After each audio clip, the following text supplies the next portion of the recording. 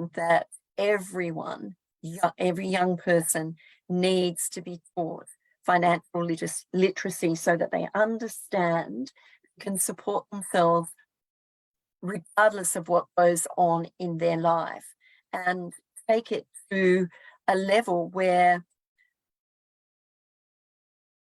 you know, they don't have to live in poverty or you know, lose their home or do that. They have the strategies and the skills to be able to work through anything that's going on at the time financially. Is that right, Marion, or am I on the wrong track? No, I think that it's a skill like any other skill, and if we have an absence of financial literacy, then it stands to reason we have an absence of access to financial wellness and wealth. And I was just saying earlier, thankfully for access points like this radio stream and you know, podcast and digital media, because in the absence of education, people now have these affordable access points that they can take it upon themselves to get financial literacy. Yeah, but sometimes they actually don't know that, do they? They're aware of lots of podcasts and things, but a lot of the time, if they're not interested in financial literacy, they don't go to those. I don't think people are ever interested in financial literacy. I think life happens to you and you lose a job, or you have a financial crisis of some description, and life circumstance makes you be interested in financial literacy. And I think that's the way it really goes. Okay. Now I'm going to just bring up a couple of topics that you've pointed out to me. And one of them is, what's winning the National Award by Financial Executive Women for the positive progression of women in Australia meant to you? What does it mean to you? Yeah, that was in 2019. And just to give context for those listening, so financial literacy wasn't a thing 8 or 9 years ago when I left the corporate world to set up a business that would teach people about money. And I remember some of my colleagues saying, who's my border colleague, I remember some of my colleagues saying, what, you're going to set up a business to teach people about money and charge them money? It's pretty nonsensical. So that award in 2019 was in front of my peers, the banking and financial sector. And the finalists in that award were, I think, some people who are incredibly impressive people. So being acknowledged for I told you this would happen. Sorry. That's okay. That's okay. Well, we've got a beautiful little border collie there. Who's a pup? He's an attention deficit 2-year-old border collie that likes to do semantics every time I'm on a video call. But in answer to your question, the body of work for me is so heart-led and I'm so passionate about it. And it wasn't a conventional mainstream job per se. And for many years, people kind of questioned the validity of what I was even doing, and not only the validity, but the impact that I was making.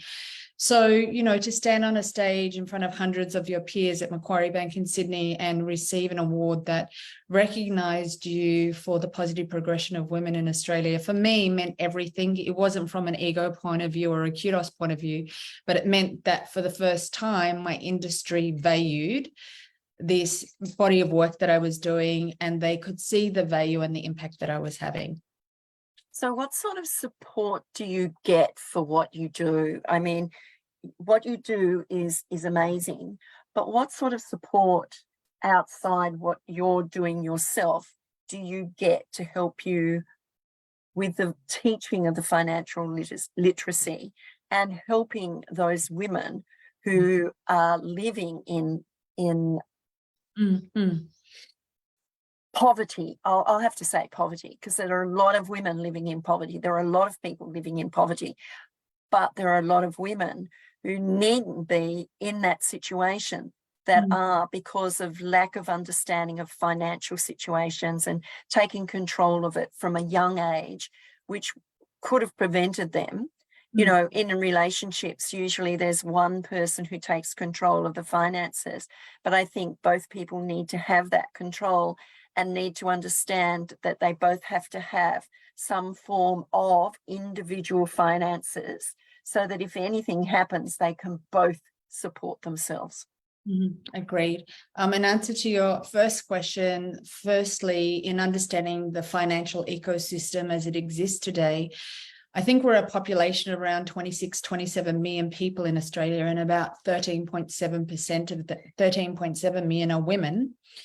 And if we look at the financial ecosystem, we have financial counsellors who typically are working with people in extreme financial hardship and debt and are really in dire straits. And then separate to that, we have people like myself, which is an emerging space, certified money coaches. And I'm emphasizing the word certified when I say this because certified money coaches are small in number in Australia. We're a minority group. We do very specialized work from a psychology, behavioral science approach.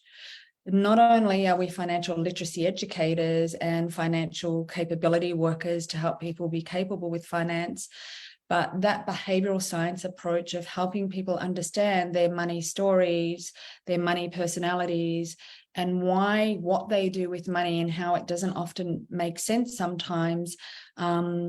This is a really specialized body of work. And then separate to that, we have licensed financial planners. Now, in Australia, unfortunately, we only have about 16,000 financial planners. And a financial planner is someone you would go and see to get licensed advice if you needed assistance with superannuation or insurances or investment products. So to speak to your first question, certified money coaches are a small minority group in Australia. And at this point in time, I mean, what I would love an angel investor that came along and tapped me on the shoulder and said, I've got a couple of $1 million and we want you to spearhead putting a national program together that could go into schools Australia-wide, or that would fund digitalized platforms and access points for women all over Australia. But to answer your question specifically, right now, it's more individuals who have taken it upon themselves to do the credentials, and the credentials are not done in Australia. Last year, I did my credentials via the US in certified money coaching because we don't have the equivalent institute or qualification here. So these are private individuals, and interestingly, most of the certified money coaches in Australia were former financial planners who have chosen no longer to be in the financial planning landscape and taken it upon themselves to privately do this study, get the credentials, and serve in this space. Mm. There has to be a way that there are people out there who are philanthropic, who would like to see people like you go into the schools and educate, a program developed specifically for primary schools and secondary schools, and all of that. And you know, I'm really passionate about it. I think there's got to be a way, if there's someone out there listening, to have a talk to Marion about this, because it's a crisis that we can prevent going forward. We can start now and teach those up and coming young people to not have this live or be in the same situation as a lot of people are now.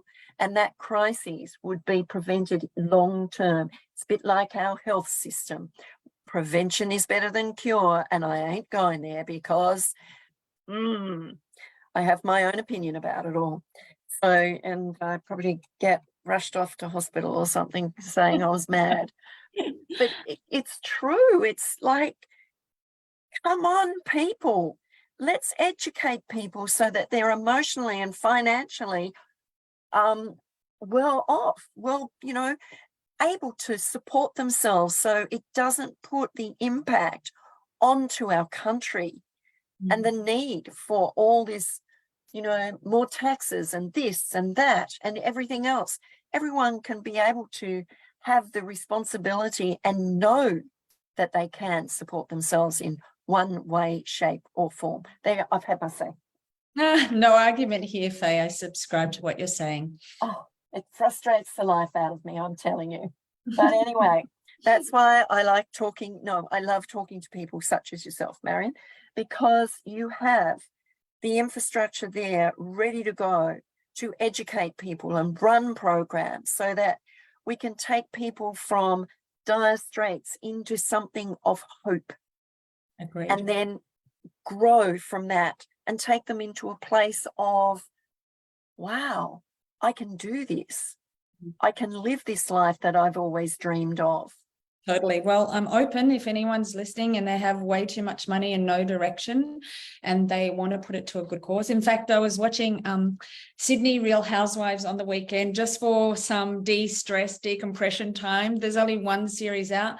And I think one of the ladies was saying that her apartment was worth in excess of $35 million. And I thought, you could just give me a few mil and I would put it to good use and it would have an on-flow attack. And I'm sure these ladies all do meaningful stuff with their money in their own way to make a contribution. But yes, if anyone's listening and you have way too much money and no direction, I'm open. Hey, and I am too, because I can guide you into lots of things that I know and I'd love to be able to implement as well. But I think that, education is the first step for anything. And what we're doing these days, you find people going back to school, going back to educate themselves when they're older. Let's do that. Let's do part of that that's really meaningful for when people leave school. When kids leave school and go out into the big wide world, they have a reality check because they've not been taught this financial literacy that they need to have to be able to go out there, get themselves a job. I hate that word. But anyway, get themselves work to be able to support themselves and then maybe become more creative and philanthropic in their own right, making money to be able to do good for others as well. I just, I get frustrated when, yeah, it's the education system. Come on, government. Pull your finger out and get real. Marion and I will teach you a thing or two, show you how to put some other things. And I know there's lots of people in the education system that would love to be able to be in the position to teach kids the social skills in life and take them from one point to be able to be independently financially able. Agreed. Okay, say more. Sleep. Well, I think we've covered it deeply and in great breadth that, we're all aware of the problem.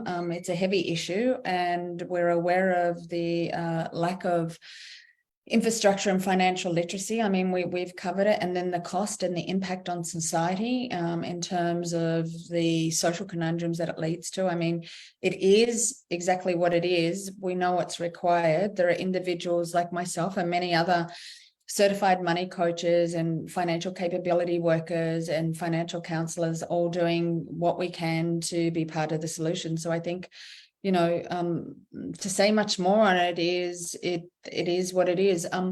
I live in hope that, when I work with people, that when they actually do have literacy and capability and they are supported and guided, that, they see they can make changes for their life and in turn learn to do money differently and in turn learn to have a different quality of life. I think one of the things I always teach is that we think money is something over there separate to us. And I'd like to share with those listening, and this may be a new concept, that money as a currency is really only ever kind of mirroring us, how we're showing up, what we're doing, what we're not doing, how we're choosing to language things, who we're choosing to be. And quite often, if we have a lack of savings per se, then I dare say we could trace that back to that you're a person who's showing up, who's choosing not to actively manage your money. Or if you're an under earner, it'll be directly related to how you're showing up or not showing up. So And that's sometimes not easy to hear, because it's not just a lack of financial literacy. It's easy to keep going on about the lack of financial literacy, but at some point we all have to take radical self-responsibility and say, okay, kind of got skipped in my education, but now I'm a fully fledged adult. What is it that I can do? And as I touched on earlier, sometimes it takes financial crises or a major change in our life, a divorce, an unexpected separation, a physical illness, to be the trigger point for us to say, well, I think it's time to change the way that I'm not doing or doing money. And it's creating that awareness, to be aware of what you're not doing to have that money. We have to be aware of it. And a lot of the time we just go along in life and say, that's my lot in life, and just accept it, instead of saying, well, okay, what do I need to be aware of? What are my habits that I need to change my financial situation? How can I look at life in a different perspective? What is it that I'm not doing that I could be doing? And who can I speak to learn and understand more about where I'm at? Looking at mindset. Mindset's a really big thing for us all, to have that right mindset, to encourage and manifest whatever you want in your life, because it's all there. They say it's in the universe. All you have to do is, if you say, if you listen to Abraham Hicks, if you're in the vortex, you're already there. And I'm saying sometimes I'm in the vortex, but I can't see it. But it's really interesting. But what I want to do is, we're coming up for the news in a moment. What are your three highest values, Marion? I love this question, because one of the things that I teach all of my clients is to reverse engineer how they use money to match their three highest values. I touched on my first highest value earlier, and that was to be a present mother, not to be an award-winning mother, not to be the best mother in the world, but to be a present mother, to show up in the insignificant moments for the little big things that seem like they don't matter, but all add up to equal witnessing, your child's life for the short 18 years that we get to have them. My second highest value is to show up as the best version of myself, be it physically, mentally, emotionally, spiritually. I feel like I'm a massive project. I feel like I'm constantly doing personal development work. I'm constantly physically training. I'm constantly doing self-inquiry. I'm constantly focusing on my diet. But that's in alignment with my second highest value.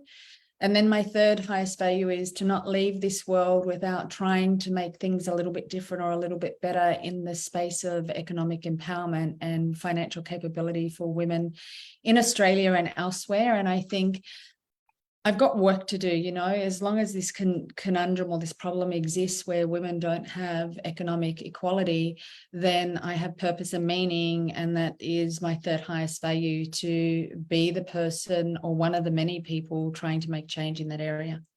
Fantastic.